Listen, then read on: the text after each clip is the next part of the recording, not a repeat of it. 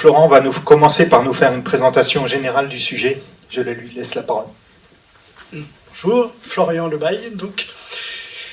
Acoustique et biodiversité, l'acoustique on en parle un peu depuis ce matin, la biodiversité aussi parce que dans tous les sujets depuis ce matin on en a parlé d'une manière ou d'une autre, positive ou pas, mais donc la biodiversité qu'est-ce que c'est? C'est la diversité du vivant, ça inclut la diversité écologique, donc des écosystèmes, la diversité des espèces et la diversité des gènes. Donc ça c'est des définitions de naturalistes.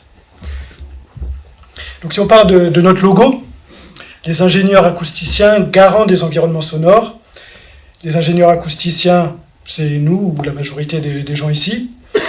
Garant, c'est la plus-value qu'on apporte. Et des environnements sonores, qu'est-ce qu'on inclut là-dedans? C'est peut-être pas aussi évident que ça en a l'air. Donc il y a en particulier celui qu'on connaît bien, c'est le bruit du transport, le bruit des machines, le bruit des comportements, le bruit des humains. C'est ce qu'on appelle l'anthropophonie, et c'est ce qu'on traite au quotidien.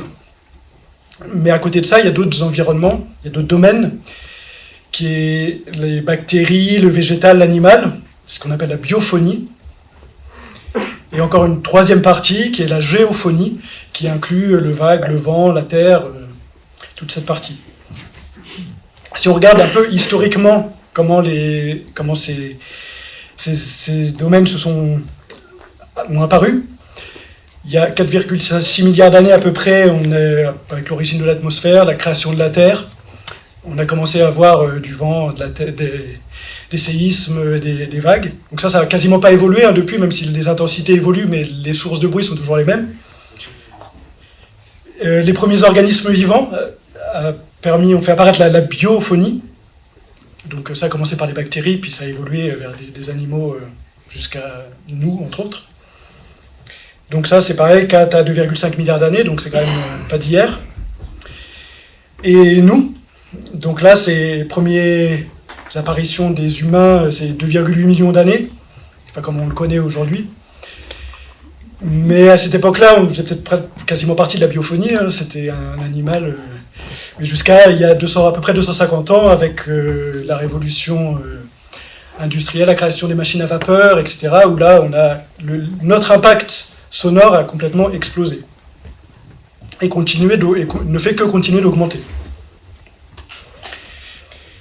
Si on regarde un peu ces trois domaines, on reprend ces trois domaines, mais qu'on regarde quelle approche on a chacun de ces problématiques. Donc l'anthropophonie, les bruits des humains qui gênent les autres humains, c'est ce qu'on fait, c'est les bureaux d'études acoustiques qui gèrent ça en général.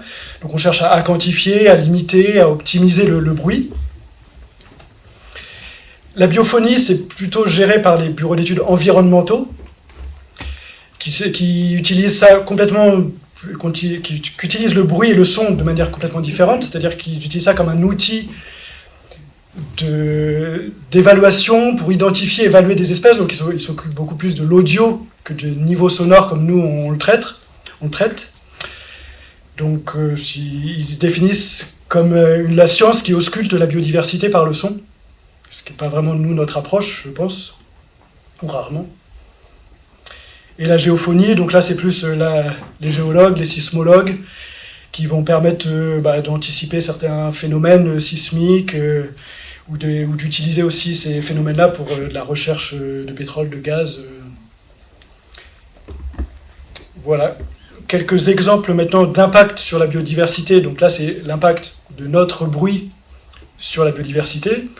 Eric en a déjà parlé un petit peu, et on en a parlé aussi ce matin, même si c'était pas l'écologie n'était pas le sujet principal. Donc ça, par exemple, le trafic routier, ferré et aérien, qui morcelle déjà physiquement le territoire, les forêts, on n'a pas de problème à faire passer une autoroute au milieu d'une forêt, ça gênera moins les habitants plutôt que de les mettre au milieu d'une ville, mais ça a quand même un impact, ça coupe le territoire physiquement, et même on se dit les oiseaux ils peuvent passer par-dessus, mais non, parce que ce bruit qui est généré aussi par ces autoroutes et voies bloque certaines espèces. Certaines fuient, D'autres ne peuvent plus se reproduire ou ont beaucoup de mal à se faire entendre. C'est ce qui peut créer des stress et pas mal de choses qui en découlent. Et une mortalité importante aussi. Les éoliennes, qui elles ont tendance à attirer les insectes, il y a plein d'études qui le montrent. Donc ça attire les insectes par leur couleur, par le fait que c'est des zones un peu surélevées au milieu des champs, donc c'est pratique pour la faune pour s'installer tranquillement. Mais du coup ça attire les oiseaux, et une pâle qui arrive à 150 km/h à peu près en bout de pâle par-dessus ou par-dessous, les oiseaux ne sont pas équipés, n'ont pas évolué pour pouvoir identifier et se protéger de ce genre d'accident. Un autre animal qui est les chauves-souris, qui, elles, n'ont même pas besoin d'avoir de contact avec la pâle, juste la proximité de la pâle les fait imploser due à la surpression liée à la vitesse des pâles. Donc il y a vraiment des impacts assez importants, et tous ces cadavres qui tombent au sol modifient aussi l'écosystème au sol, qui est un impact indirect. C'est-à-dire que les renards vont avoir un merveilleux garde-manger juste en dessous, et du coup ça modifie complètement leur comportement et leur chasse et tout ce qui lie l'écosystème qui leur est propre.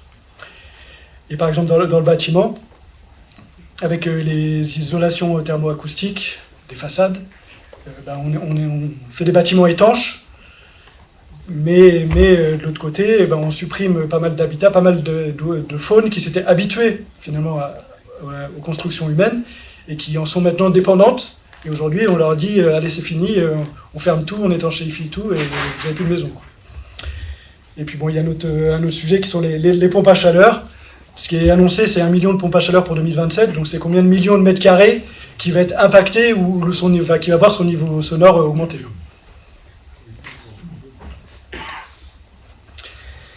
Où trouver encore un peu de calme, où l'impact humain n'est pas présent, en haute montagne, dans les Alpes, les Pyrénées, ou dans les fjords en Norvège.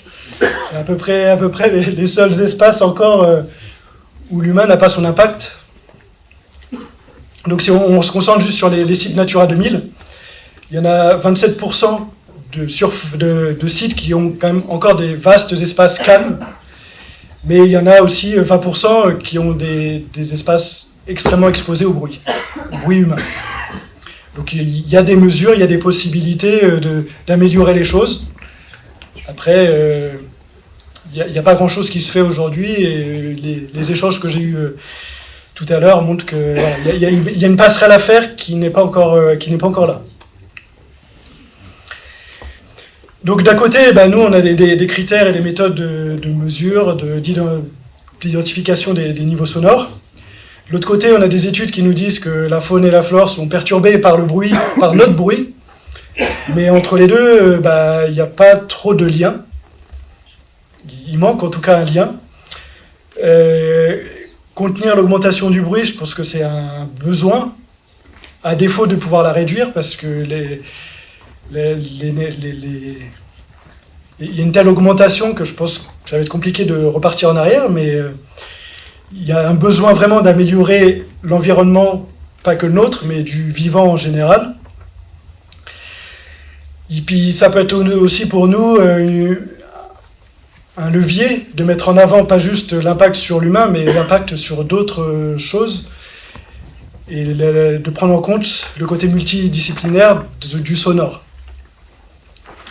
Les freins qu'il peut y avoir à ça, c'est qu'on augmente encore les contraintes qu'on a à la construction, au développement, et que il y a un vrai frein politique de prendre en compte ce paramètre.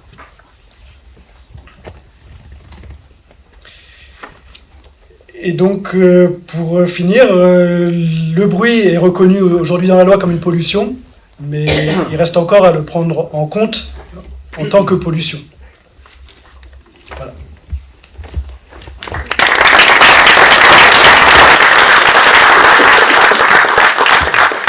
Merci Florent pour cette présentation. Ce qu'on peut dire, c'est qu'aujourd'hui, il y a vraiment une certaine maturité sur ce sujet-là, en tout cas dans le milieu de l'acoustique, dans le milieu même au CNB.